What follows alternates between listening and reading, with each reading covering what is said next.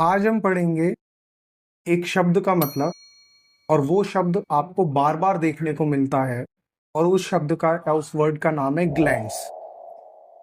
Glands क्या है बच्चों? एनाटॉमी के अंदर ग्लैंड्स का इंपॉर्टेंट रोल है। हमारी ह्यूमन बॉडी में भी ग्लैंड्स का बहुत इंपॉर्टेंट रोल है। ग्लैंड्स अगर आसान शब्दों में बोलूं तो एक ऐसी स्ट्रक्चर जो सीक्रीशन करती है, उसे हम बोलते हैं ग्लैंड्स। तो हमारी बॉडी में दो तरह की ग्लैंड्स मिलती है, एक्सोक्राइन ग्लैंड और एंडोक्राइन ग्लैंड। ग्लैंड्स के कितने टाइप है? दो, exocrine and endocrine. Exocrine glands क्या होती है? हमारी बॉडी की ऐसी ग्लैंड्स जो अपने सीक्रेशंस को डेस्टिनेशन तक पहुंचाती है बाय द डक्ट, यानी कि उनमें एक प्रॉपर चैनल होता है। सपोज ये हमारी एक्सोक्राइन ग्लैंड है, ये डेस्टिनेशन है जहां से इसको अपने सीक्रेशंस को पहुंचाना है। तो इस ग्लैंड को अगर अपने सीक्रेशंस को पहुंचाने हैं तो इस ग्लैंड से डक्ट आ रही होगी, और वो डक्ट के माध्यम से वो सीक्रेशंस अपने डेस्टिनेशन तक पहुंचेंगे। तो ऐसी ग्लैंड जो अपने सीक्रेशंस को डक्ट के माध्यम से डेस्टिनेशन तक पहुंचाएगी, उन ग्लैंड सभी ग्लैंड्स को हम एक्सोक्राइन वाली कैटेगरी में रखेंगे। दूसरे टाइप की ग्लैंड आती है हमारी एंडोक्राइन ग्लैंड। सपोज ये एक एंडोक्राइन ग्लैंड है, ये भी सीक्रेशन करेगी क्योंकि ग्लैंड है। तो एंडोक्राइन ग्लैंड जो सीक्रेशन करती है और वो अपने सीक्रेशंस को अगर डेस्टिनेशन तक पहुंचा रही है, तो एंडोक्राइन ग्लैंड्स को अपने सीक्रेशन डेस्टिनेशन तक पहुंचाने के लिए जो चैनल यूज करती है वो चैनल होता है ब्लड। यहाँ डक्ट नहीं होती, इसीलिए इन ग्लैंड्स को हम डक्ट लेस ग्लैंड के नाम से भी जानते हैं। तो एंडोक्राइन ग्लैंड्स अपने सीक्रेशंस को डेस्टिनेशन तक पहुंचाती है बाय द ब्लड।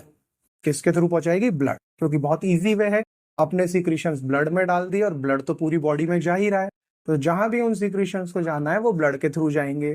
तो एंडोक्राइन ग्लैंड्स को बोल सकते हैं हम स्मार्ट ग्लैंड होती है। इनको कोई डक्ट वाला चैनल बनाने की जरूरत नहीं है, ये अपने सीक्रेशंस को ब्लड में डाल देगी और ब्लड तो पूरी बॉडी में जा ही रहा है, तो वहां ये अपने सीक्रेशंस को ब्लड के थ्रू पहुंचा देगी। वहीं एक्सोक्राइन ग्लैंड्स क्या थी? जो डक्ट के माध्यम से अपने सीक्रेशंस को डेस्टिनेशन तक पहुंचा रही थी। तो ये बेसिक डिफरेंस होता है दोनों प्रकार की ग्लैंड में। एक्सोक्राइन ग्लैंड में डक्ट होगी, एंडोक्राइन ग्लैंड में डक्ट नहीं होगी। एग्जाम में भी पूछा जाता है डक्ट लेस ग्लैंड किसको कहते हैं?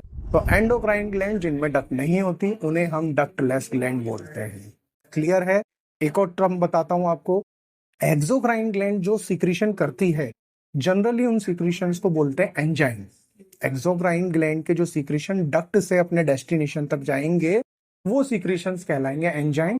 वहीं एंडोक्राइन ग्लैंड्स के जो सीक्रेशंस होते हैं उन्हें बोलते हैं हार्मोन्स। उन्हें क्या बोलते हैं? हार्मोन्स। तो एंडोक्राइन ग्लैंड के सीक्रेशन हार्मोन, एक्सोक्राइन ग्लैंड के सीक्रेशंस एंजाइम। ये ध्यान रखिएगा।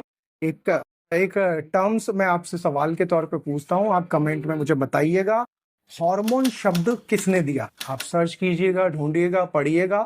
मैं चाहता हूं आप जितने भी व्यूअर इस लेक्चर को देख रहे हैं, इस वीडियो को देख रहे हैं, वो टाइप करके बताएं कि discovery of the word of hormone, hormone शब्द किसने दिया? क्लियर? सुन लिया आपने? हार्मोन वर्ड किसने दिया? अभी अभी टाइप करके बताइए, देख के एक्सरसाइज कीजिए, मेहनत कीजिए, पढ़ाई कीजिए। Thank you.